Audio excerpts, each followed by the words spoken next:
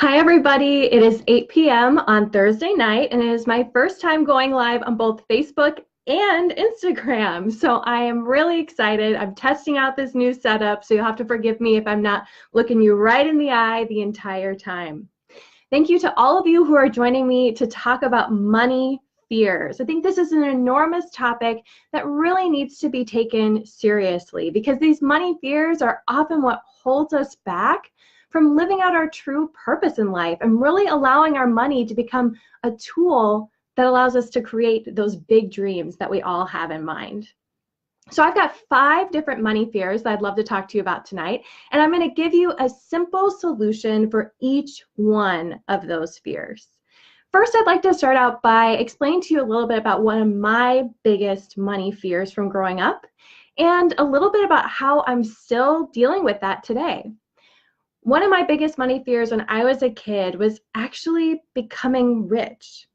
And I think a big piece of that was because I grew up Christian and I read the Bible, and there were so many things in there about the poor and the rich never seemed to be on the good end of the stick. And at the same time, I think I also didn't see very many good role models of people who were wealthy and still doing wonderful things in the world. And now as an adult, I see that all the time. I know that there are people who have a lot of wealth who are doing awesome things with their money. Bill and Melinda Gates being one of them. I mean, we could sit on a whole live explaining all of the people in the world who have a lot of wealth at their disposal who are doing great things to transform the world for good. But for me as a kid, I was so afraid that if I had too much money, I would become too self-involved and I wouldn't be looking out to the lens of others. I always had that kind of servants-oriented mindset, even from a small child. So that was a big fear that I was dealing with that I've had to get over, especially now as an entrepreneur. And even before then, when I was speaking, I didn't often want to accept money for my speaking engagements because I didn't think I really needed it. What was the real value in it? I love being able to give my services away. So as you can see, those little tiny fears can really hold us back from big potential.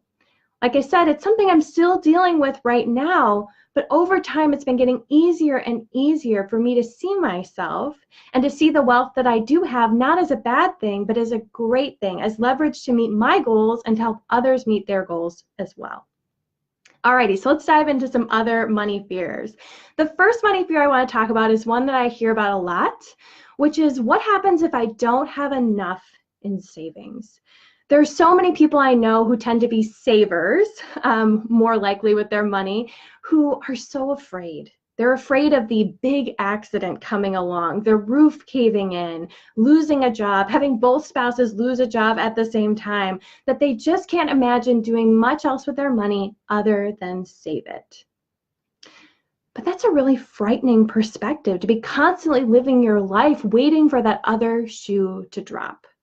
So here's one quick solution that I invite you to try, and that's defining your fear. What is that thing that you are uniquely afraid of? Is it losing your job? Is it the fact that your house is going to need so many repairs?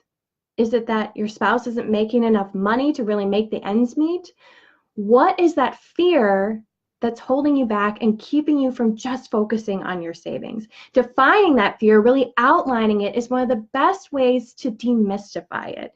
In this week's blog post, which I link to in the post for this Facebook Live, and if you're joining me on Instagram, you can go over to my bio and find that in my link. I talk all about how to define your fear and particularly some other ways to get under this fear of not having enough money. So I encourage you to go over there and check it out. The next money fear I'd love to share with you is giving to someone else. I find a lot of people are afraid to give money away. They're afraid to give money away because they don't know if they have enough money yet for themselves. They don't know if they have enough money in savings. They don't know if they can make ends meet. So how could they really help someone else?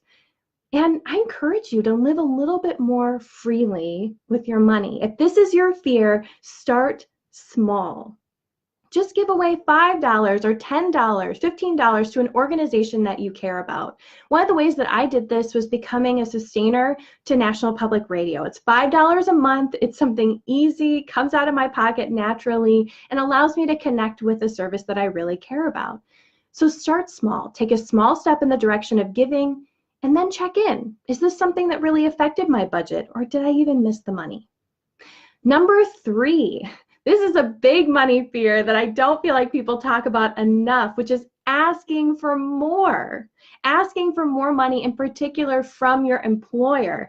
People don't talk about this very often. So many people are afraid to ask for the salary that they deserve. So if you are in this situation, you're fearful of asking for more, you know you're not making enough, here are 2 suggestions for you. First things first, if you haven't done it yet, do your homework. Know how much you're worth and know what your worth is to the company. Be able to list out your accomplishments in the way that your manager or other leadership will be able to understand. And if you're curious to learn more about how to do that, I've got a great post on my blog about that, as well as a Facebook Live that I did a few weeks ago on just that topic. And for those of you, I'm guessing, who are out there, you say, I've done my homework, I just can't seem to take the first step, I'm just so nervous. Here's a suggestion from my colleague Emily Aries from Bossed Up. Set that appointment up.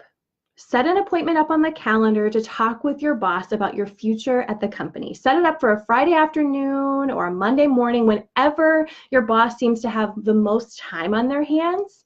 Set up that appointment, get it on the calendar so that you no longer have to worry about when you're going to do it, and take a deep breath and make it happen. I encourage you. This is a big hurdle, I understand, but you've got the backing of this whole community, the Grace Pomeroy community, and I'd love to know how it goes.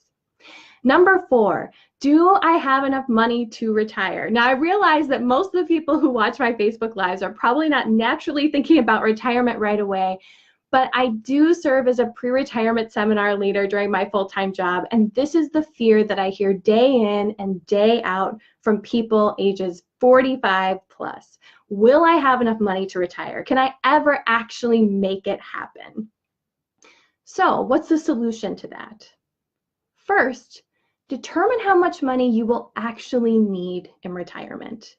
If you're one of those people who is surfing around trying to find that one number that's the average that everybody else will need, it's really not going to be that helpful for you.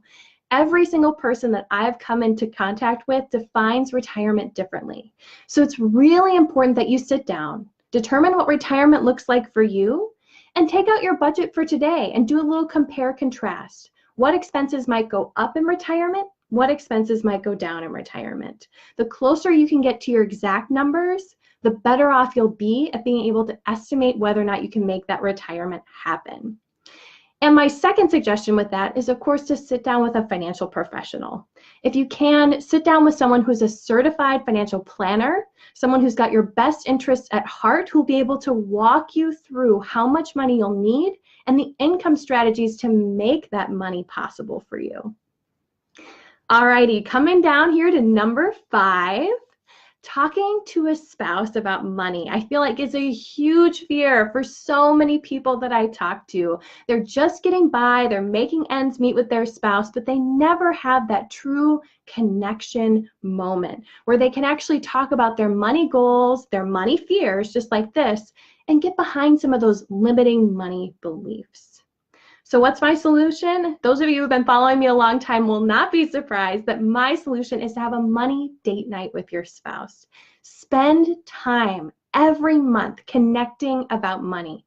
Whether you do it like my husband and I do, we go out to one of our favorite restaurants up the street from here to have burgers and Arnold Palmer's and chat about our money, connecting with our budget and our future goals. Or you decide to have some takeout at home and relax on the couch and have a conversation. Whatever feels most natural to you. If you're looking for somebody to jump in and help you lead that conversation because you're not sure what questions to ask or how to get the ball rolling, join my date night club. I'd absolutely love to have you be a part of it. It's $15 a month. You get an email from me with a video on a specific financial topic, some discussion questions, an icebreaker, and an activity. It makes talking about money with your spouse so much easier, and I really do believe that it can transform your relationship.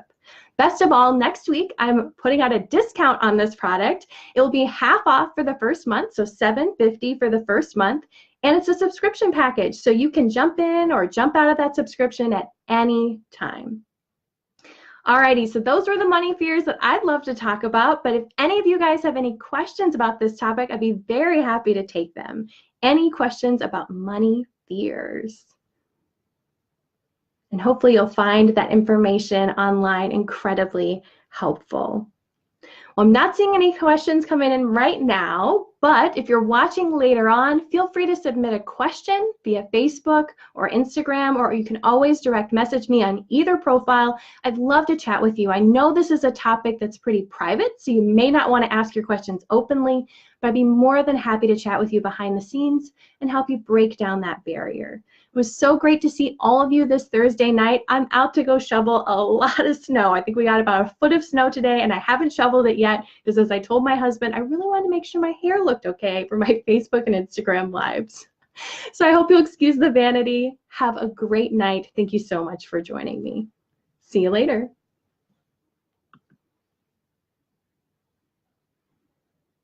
See, it's going to sound like